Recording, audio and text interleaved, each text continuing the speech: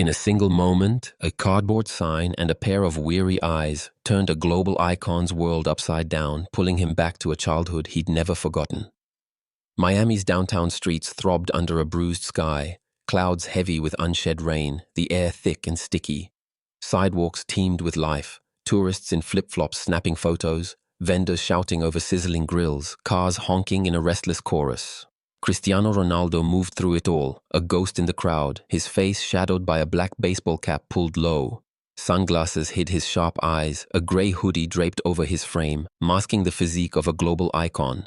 He was here for a quiet errand, a rare escape from the glare of fame, signing papers for a youth soccer program. No bodyguards, no flashing cameras, just him, slipping into the city's pulse, unnoticed, or so he hoped. The market sprawled before him, a riot of color and sound. Stalls overflowed with mangoes, key limes, and handmade trinkets, the scent of grilled arepas curling through the salty coastal breeze.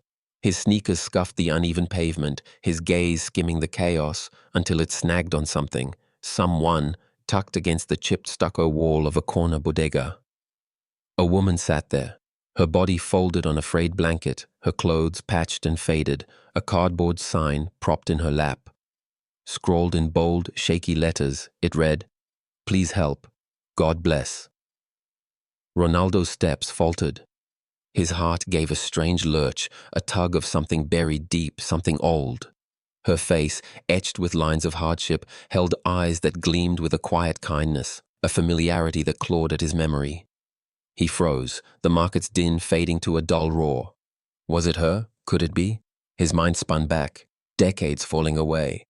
He was 7, in Madeira, Portugal, a scrawny kid kicking a battered soccer ball across a dusty yard.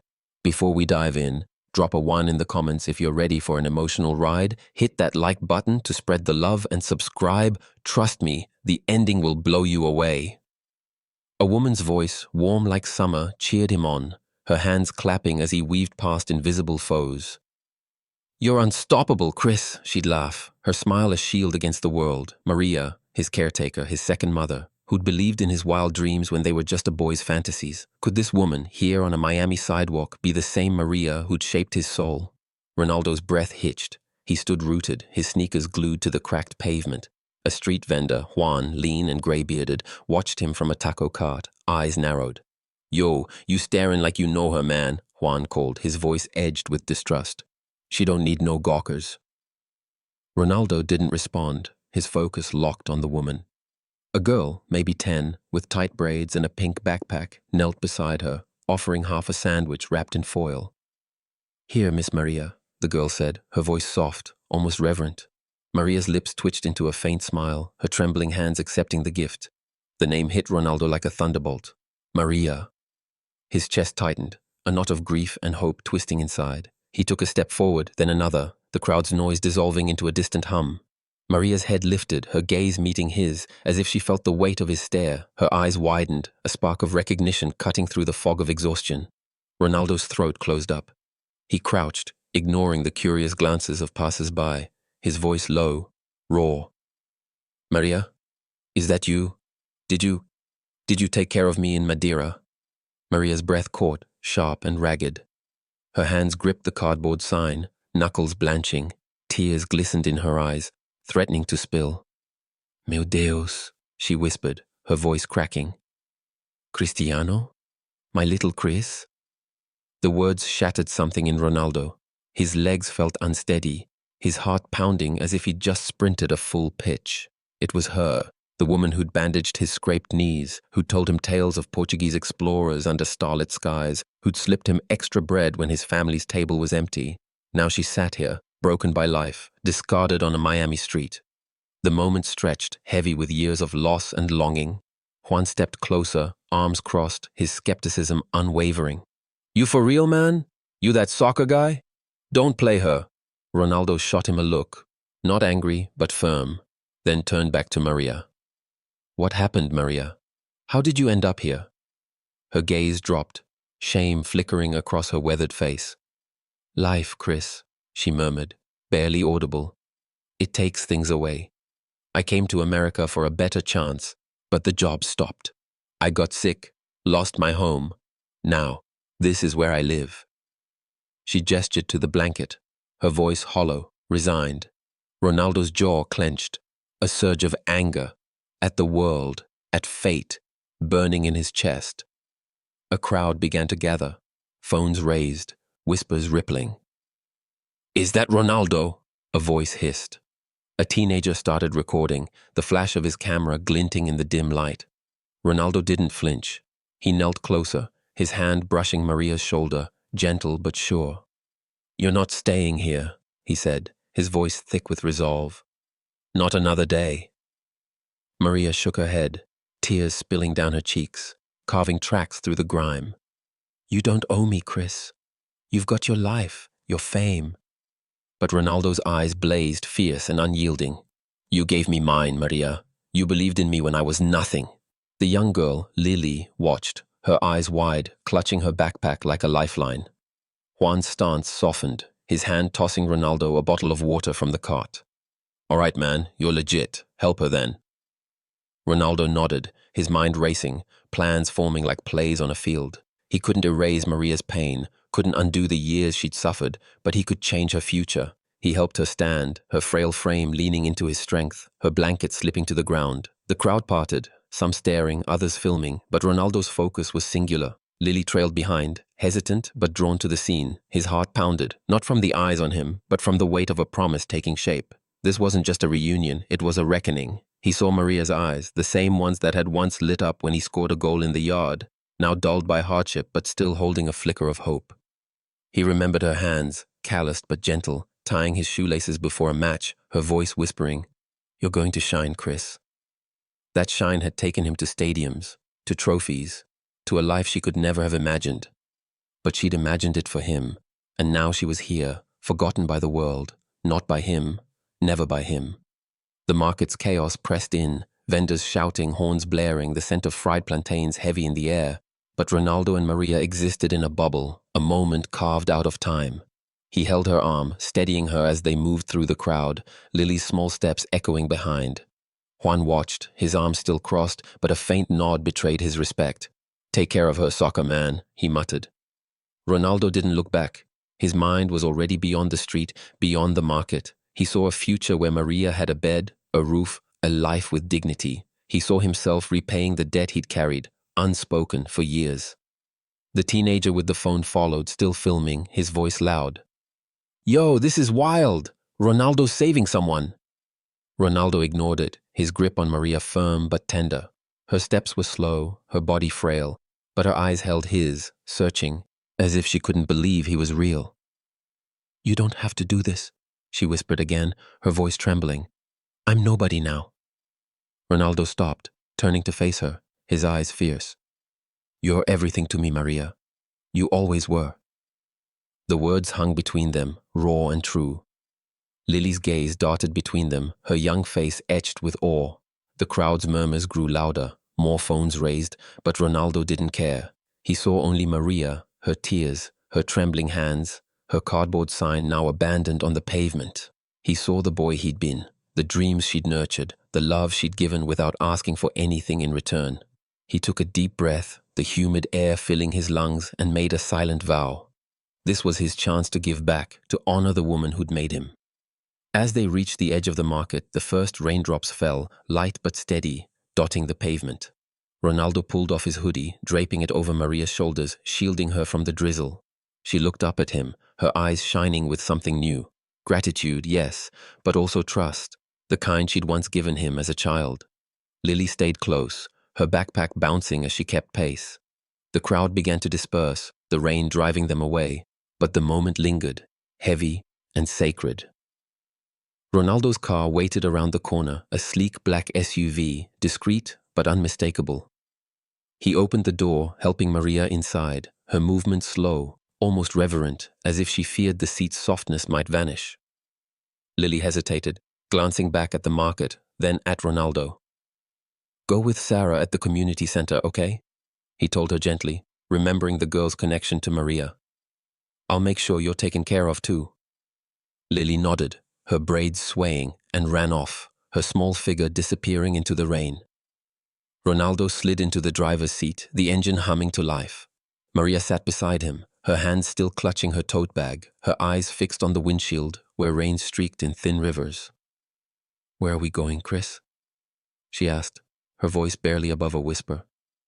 He glanced at her, his smile soft but determined. "Home, Maria. Your new home." The words felt right, a promise sealed in the quiet of the car as the rain fell harder, washing the city clean. Ronaldo drove, his heart full, his mind clear. This was no impulse, no fleeting act of charity. This was his soul reaching back, reclaiming the boy who'd once needed Maria as much as she now needed him. The road stretched ahead, Miami's skyline looming through the rain, and for the first time in years, Cristiano Ronaldo felt truly unstoppable, not on a field, but in this moment, with Maria by his side and a future to rebuild, one act of love at a time. The Miami sun spilled through the floor-to-ceiling windows of Cristiano Ronaldo's Coconut Grove home, painting the hardwood floors with golden streaks. Palm trees swayed outside, their fronds whispering in the breeze, while inside, the house hummed with quiet luxury. White walls adorned with framed soccer jerseys, a sleek kitchen opening to a backyard pool that shimmered like a jewel. Maria sat on a cream-colored sofa, her hands clasped tightly, her worn tote bag still clutched like a lifeline. Her faded sweater looked out of place against the plush cushions, but her presence filled the space with something Ronaldo hadn't felt in years. A sense of home, raw and real. She stared at the room, her eyes wide, as if afraid it might vanish. Ronaldo sat across from her, his baseball cap off, revealing the sharp angles of his face softened by concern.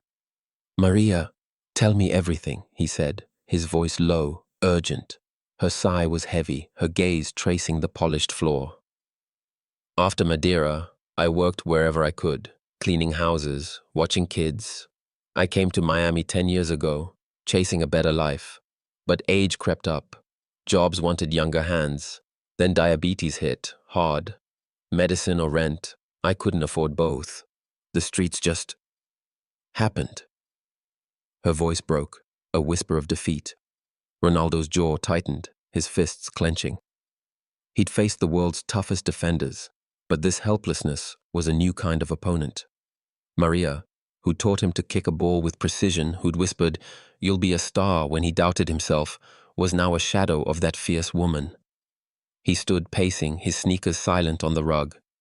"You're not invisible, Maria, not to me."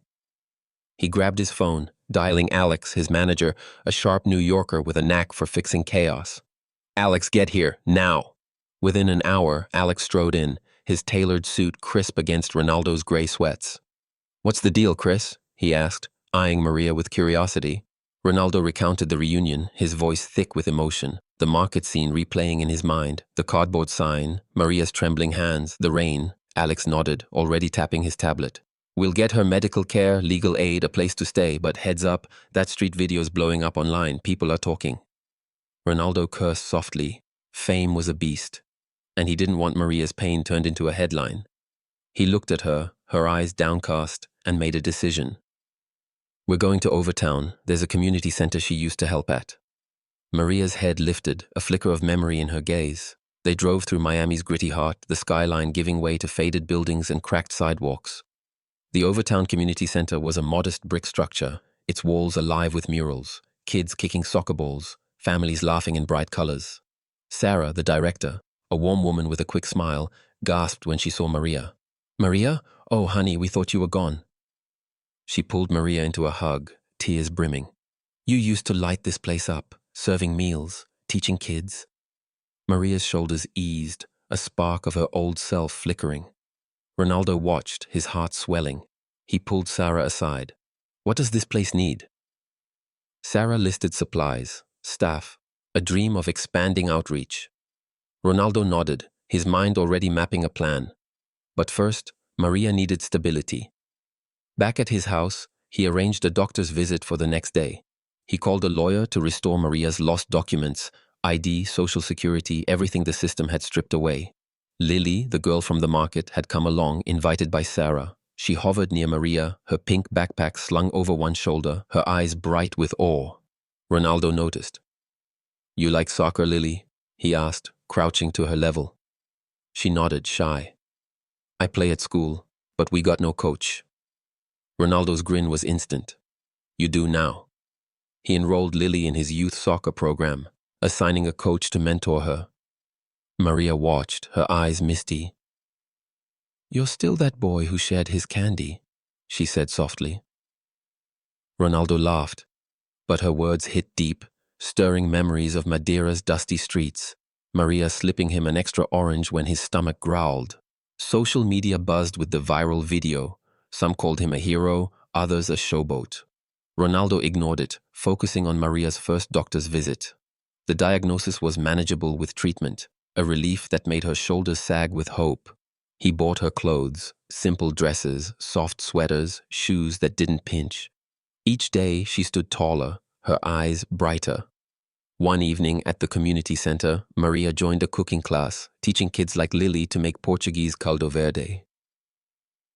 Her laughter rang out, a sound Ronaldo hadn't heard since childhood, warm and alive. Sarah pulled him aside. She's coming back to herself, Chris. Because of you. He shook his head. No, Sarah, she's reminding me who I am. They watched Maria stir a pot, her hands steady, her voice guiding a shy boy through chopping onions. Lily sat close, soaking in every word. As they left, Lily ran up, pressing a folded paper into Ronaldo's hand. A drawing of him and Maria kicking a ball, stick figures with wide smiles. He tucked it into his pocket, a treasure from this new chapter. Back home, Maria sat on the sofa, her tote bag finally set aside. Ronaldo brought her a glass of water, sitting across from her. You used to tell me stories, he said, his voice soft. About heroes, about fighting for dreams. You made me believe I could be one. Maria's eyes glistened. You were always special, Chris. Even then. He leaned forward, elbows on his knees. I'm not letting you go back to that street. Ever. She nodded, tears falling. But her smile was real, a flicker of the Maria who'd once been his anchor. Alex called later, updating Ronaldo on the legal work. Maria's documents were in progress, her medical plan set. But the internet wouldn't quit. Posts speculated about his charity stunt, some praising, others sneering. Ronaldo scrolled through, his jaw tight, then tossed his phone aside. This wasn't about them. It was about Maria, about Lily, about the kids at the center. He looked out at the pool, its water rippling under the moonlight, and felt a clarity he hadn't known in years. Fame had given him everything, trophies, wealth, adoration, but it hadn't given him this, a chance to repay the woman who'd seen him when he was invisible. The next day, he took Maria and Lily to the soccer field where the youth program trained. Kids swarmed him, shouting his name, but he steered them to Maria. This is the real hero, he said, his arm around her. She taught me how to fight. Maria blushed, waving him off, but the kids listened, hanging on her every word as she shared tips on balance, on grit. Lily kicked a ball with new confidence, her braids flying. Ronaldo watched, his chest tight with something deeper than pride. Purpose. He thought of Madeira, of Maria's voice in the dark, promising him the world. Now, he'd give her one back. The sun dipped low, casting long shadows across the field. Maria stood beside him, her new sweater soft against her frame, her eyes alive with something new, hope, yes, but also belonging. Ronaldo knew this was just the start. He'd rebuild her life, piece by piece, not because he owed her, but because she was family. As they walked back to the car, Lily skipping ahead, Maria touched his arm. You didn't forget me, she said, her voice barely a whisper. Ronaldo stopped, his eyes meeting hers. Never, Maria, never. The Miami night settled around them, warm and heavy, and for the first time in years, Cristiano Ronaldo felt whole. Not as a star, but as a man giving back the love that had made him. The Wynwood Street hummed with anticipation, Miami's art district alive with color and grit. Murals splashed across warehouses, neon pinks and blues clashing with the gray sky. At the center stood Maria's Haven, a renovated building with clean lines and a fresh mural, a rising sun, its rays stretching toward hope. The sign gleamed, Maria's Haven, a home for new beginnings. Inside, the shelter was a sanctuary, Cozy dorms with soft quilts, a kitchen smelling of warm bread, a lounge with books and easels. Ronaldo had poured his soul into it, working with Alex and Sarah to make it more than a roof, a place where women like Maria could reclaim their lives. Today was the ribbon cutting, and a crowd had gathered. Locals in flip-flops, donors in crisp suits, kids clutching balloons. Maria stood at the entrance, her navy dress, Ronaldo's gift, hugging her frame, her braided hair catching the light. She looked regal, her eyes bright with purpose, no longer the woman from the sidewalk. Ronaldo stood beside her, his usual swagger softened by pride, a navy blazer over jeans making him look both star and neighbor. Diego, his former teammate, now a Miami local with a salt and pepper beard, clapped his shoulder. "Chris, you didn't tell me you were rewriting lives," he said, grinning. Ronaldo chuckled. "Just paying a debt, man." Emma, a Miami Herald journalist, scribbled in her notebook, her initial skepticism gone. She'd seen Maria's transformation and whispered to Ronaldo, "This is real. I'm telling her story, not just yours." He nodded, grateful. The ceremony began, Maria's hands steady as she cut the red ribbon, the crowd erupting in cheers. Women waited inside, some with kids, greeted with hot soup and clean beds. Maria hugged each one, her voice warm, her presence a balm. Ronaldo watched, his throat tight. This was her legacy now, and his too. That night, a South Beach gala glittered under chandeliers, the ocean's roar faint through glass walls. Ronaldo, in a tailored suit, stood with Maria, her dress shimmering softly. Donors mingled, their champagne flutes clinking, but Ronaldo's focus was on Maria, who glowed with quiet confidence. Diego joined them, his laugh booming. "Chris, you've outdone yourself. This shelter, it's gonna change Miami." Ronaldo shrugged, his eyes on Maria. She's the one changing it. Emma's article had dropped that morning, a front-page feature on Maria's haven, detailing Maria's journey from Madeira to the streets and back to purpose. It went viral, shared across X, with comments calling Maria a hero, Ronaldo a saint. Some still scoffed, PR stunt, they said. But Ronaldo didn't care. He'd faced worse critics on the pitch. At the gala's peak, Ronaldo took the stage, the crowd hushing. He held a plaque, an award for his social impact, but his words weren't for himself. "This isn't my moment," he said, his voice steady. "It's hers. Maria, come up here."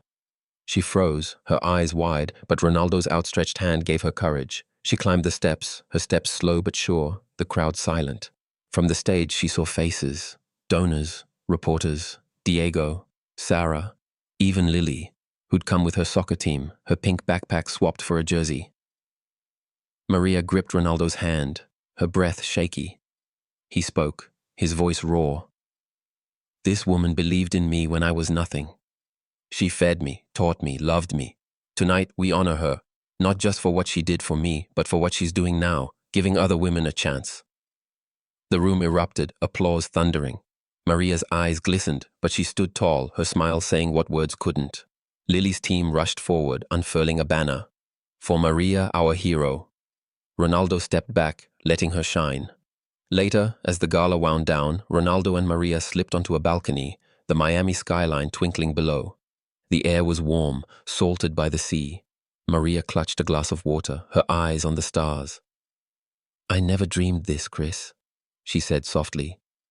"A home, a purpose, people seeing me." Ronaldo leaned on the railing, his voice quiet. "I didn't either, Maria. But you were missing from my life. Now you're not." She smiled, her hand brushing his. "You're still my boy." He laughed, but his eyes were wet. Diego joined them, holding a beer. "Chris, you've got me thinking. Let's expand this thing." Ronaldo nodded, ideas sparking. Back home, Ronaldo made tea, chamomile, Maria's favorite, and they sat in his living room, the glow of a lamp softening the space. A frame rested on the table, a gift he'd kept hidden. He handed it to her, his hand steady. "Open it." Maria peeled back the paper, her breath catching. It was a drawing, childish and uneven, of a boy and a woman kicking a ball, signed Chris, age 7.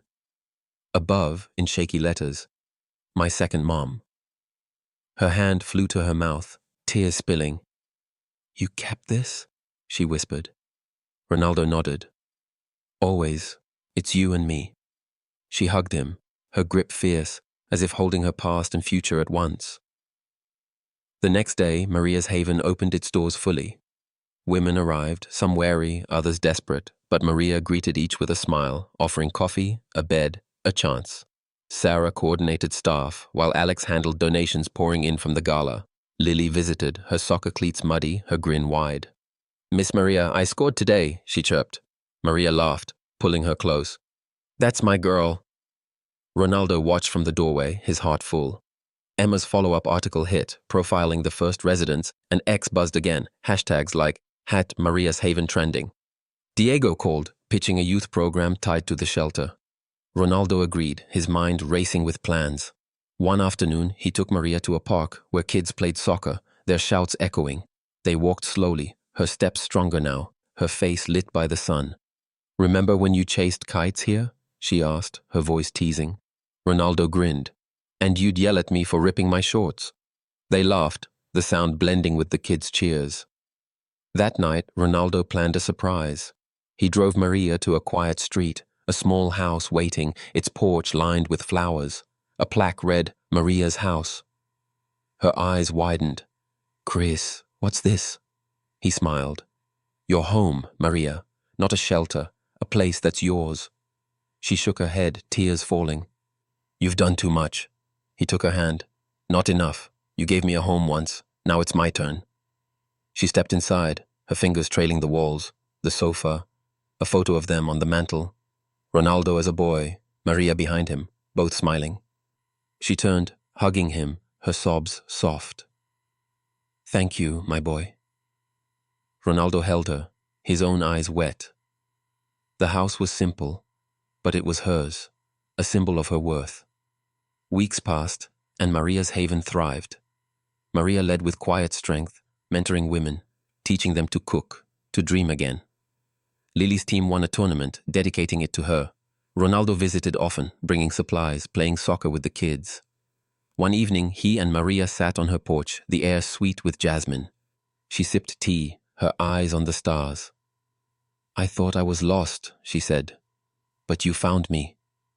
Ronaldo shook his head. "You found me, Maria. I was the one lost." She smiled, her hand on his. The Miami night wrapped around them, warm and still, and Ronaldo knew this was his truest victory. Not a trophy, but a life restored, a bond unbroken. Maria's Haven stood as a beacon, its doors open, its heart full. And in that small house, with Maria's laughter echoing, Ronaldo found his way home. The story of Cristiano Ronaldo and Maria in Ronaldo's redemption is more than a touching narrative of a celebrity reuniting with a forgotten figure from his past. It's a powerful exploration of gratitude, human connection, and the transformative impact of giving back. Set against the vibrant, chaotic backdrop of Miami's streets, the tale resonates deeply, offering lessons that transcend cultural boundaries while remaining grounded in universal human experiences. As an American reader immersed in a culture that celebrates both individual success and community spirit, I find this story a compelling call to reflect on our own lives, our roots, our responsibilities, and the quiet heroes who shape us. Below, I share my reflections on the emotional depth of this story and the practical life lessons it imparts, drawing from its vivid imagery and emotional weight to inspire actionable change. The first emotion that strikes me is the raw power of recognition. When Ronaldo spots Maria on that Miami sidewalk, it's not just a chance encounter, it's a collision of past and present. His immediate recognition of her, despite the years and her altered circumstances, speaks to the enduring bond formed in childhood. Maria wasn't just a caretaker. She was a cornerstone of his early dreams, a woman who saw potential in a boy others might have overlooked. This moment resonates with me because it reminds us how deeply our early influences shape us.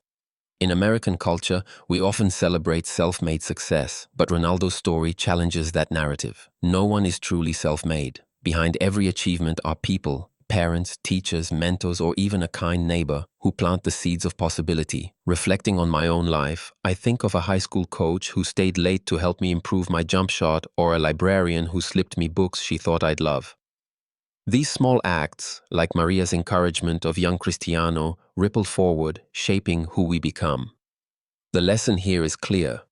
We must honor those who've lifted us up, not just with words, but with actions that acknowledge their impact. The emotional weight of Maria's plight, her descent from a vibrant caregiver to a homeless woman on Miami's streets, hits hard. It's a stark reminder of how fragile life can be, even in a land of opportunity like America. The story paints her struggle vividly. The tattered blanket, the cardboard sign, the way she's become part of the sidewalk to passers-by. This imagery evokes a deep sense of empathy, forcing me to confront the often invisible struggles around us. In cities like Miami, New York, or Chicago, it's easy to walk past people like Maria, their stories reduced to a glance or a fleeting pang of guilt. The narrative challenges this apathy, showing how Ronaldo's choice to stop, to see her, transforms both their lives. It's a call to action for all of us, to pause, to look, to truly see the people we pass every day. In my own life, this inspires me to engage more intentionally with my community, whether it's volunteering at a local shelter or simply offering a kind word to someone struggling. The lesson is to act on empathy, to bridge the gap between seeing and doing, because even small gestures can restore dignity. Ronaldo's response to Maria's situation is where the story's heart truly shines. His decision to take her into his home, to provide medical care, clothes, and a renewed sense of purpose reflects a profound gratitude that transcends obligation. In American culture, gratitude is often celebrated around Thanksgiving or in motivational quotes, but Ronaldo's actions show it as a verb, an active, living force. He doesn't just feel thankful, he rebuilds Maria's life, piece by piece. This resonates deeply because it challenges the transactional nature of modern relationships. Too often, we keep score, weighing what we owe against what we've received. Ronaldo's story teaches us to give without counting the cost, especially to those who've given us their all. For me, this means reaching out to people who've shaped my life, a former teacher, a family friend, and not just thanking them, but finding ways to support them, whether through time, resources, or advocacy. It's about making gratitude a practice, not just a sentiment.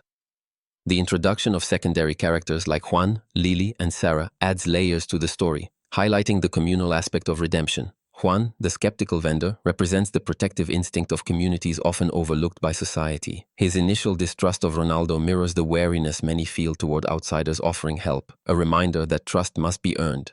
Lily, the young girl who shares her sandwich with Maria, embodies innocence and generosity, showing how even the smallest acts can spark change. Sarah, the community center director, bridges Maria's past and present, reinforcing the idea that communities hold memories and potential for healing.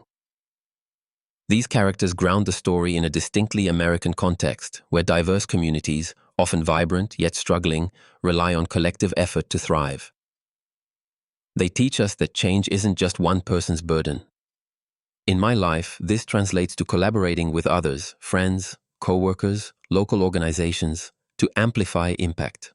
Whether it's organizing a food drive or mentoring a kid like Lily, the lesson is that we're stronger together, and every small contribution builds a larger wave of change. The story's emotional climax in Chapter 1, Ronaldo kneeling before Maria, ignoring the crowd's stares, evokes a powerful sense of humility. In a culture that often equates success with wealth or fame, Ronaldo's willingness to crouch on a dirty sidewalk to prioritize Maria over his image is radical. It challenges the American obsession with status, reminding us that true greatness lies in serving others. This moment inspires me to let go of ego in my own interactions, to listen more, to prioritize others' needs, to act with humility even when it's uncomfortable. It's a reminder that our worth isn't in our accolades, but in how we lift others up. Practically, this means checking my own biases, whether I'm quick to judge someone's circumstances or hesitant to step out of my comfort zone to help. Ronaldo's example pushes me to act with courage, to be the one who stops when others keep walking. Another lesson emerges from the story's depiction of resilience. Maria's journey from caregiver to homelessness to redemption is a testament to the human spirit's capacity to endure. Despite her losses, she retains a spark of hope, seen in her faint smile when Lily offers her food. Ronaldo, too, shows resilience, navigating the pressures of fame while staying true to his roots. This resonates in an American context, where the pull yourself up narrative is strong, but the story adds nuance. Resilience often requires a hand to hold, a community to lean on. For me, this means recognizing when to ask for help and when to offer it. It's about building a support network, friends, family, mentors, and being there for others in their moments of need. Practically, I can apply this by checking in on colleagues who seem overwhelmed or supporting local initiatives that empower people to rebuild their lives. The story also confronts the harsh reality of systemic neglect. Maria's fall into homelessness reflects a broader issue in America, where aging workers, especially women, can slip through the cracks. Her story, losing jobs due to age, healthcare costs outpacing income, mirrors the struggles of millions. Ronaldo's response, providing not just immediate aid but a pathway to dignity, challenges us to think beyond charity. It's not enough to give $1 or a sandwich. We must advocate for systemic change. Better healthcare access, affordable housing, support for the elderly. In my life, this translates to voting for policies that address these issues, supporting organizations that tackle root causes, and educating myself on the challenges facing my community. The lesson is to move from sympathy to action, to use our voices and resources to create lasting change. Emotionally, the story's power lies in its intimacy. The quiet moments, Ronaldo draping his hoodie over Maria, their shared silence in the car, carry as much weight as the grand gestures. These scenes remind us that connection is built in small, human moments. In a fast-paced American culture, where busyness often trumps presence, this is a call to slow down, to listen, to be fully present. I'm inspired to carve out time for meaningful conversations, to put my phone down and truly engage with the people around me. Whether it's a coffee with a friend or a chat with a neighbor, these moments build the trust and love that define community. Finally, the story underscores the power of memory. Ronaldo's vivid recollections of Maria's care, her stories, her encouragement, drive his actions. This teaches us to cherish our memories, not just as nostalgia, but as a guide for how to live. In my own life, I'm prompted to reflect on the people who've shaped me, to write down their stories, to share their impact with others. It's a reminder that our past isn't just history, it's a map for our future. Practically, this means keeping a journal of lessons learned from mentors or reaching out to thank someone from my past, ensuring their influence lives on through my actions. In applying these lessons, I see a clear path forward. First, I'll make gratitude a daily practice, reaching out to at least one person each month who's impacted my life, offering support or simply a heartfelt thank you. Second, I'll commit to volunteering at a local shelter or community center, inspired by Ronaldo's hands-on approach to connect with those society overlooks. Third, I'll advocate for change by supporting organizations that address homelessness and healthcare disparities, using my voice to amplify their work. Finally, I'll prioritize presence, setting aside time each week to connect deeply with friends, family, or strangers, building the kind of community that sustained Maria in her darkest moments. This story, set in the vibrant, flawed heart of Miami, reminds us that heroism isn't reserved for stadiums or headlines. It's in the choice to stop, to see, to act. Ronaldo's journey with Maria teaches us that our greatest victories come from honoring those who've shaped us, from giving back with intention and love. It's a call to look around, to find the Marias in our own lives, and to be the change they need. Hey everyone, wasn't that story incredible? It's a reminder that a single act of kindness can change a life. If Ronaldo's journey with Maria touched your heart, hit that like button, share this video with your friends, and don't forget to subscribe and ring the bell for more stories that inspire. Drop a comment below, tell us about someone who's made a difference in your life or how you plan to pay it forward. Let's spread the love and keep the conversation going. See you in the next video.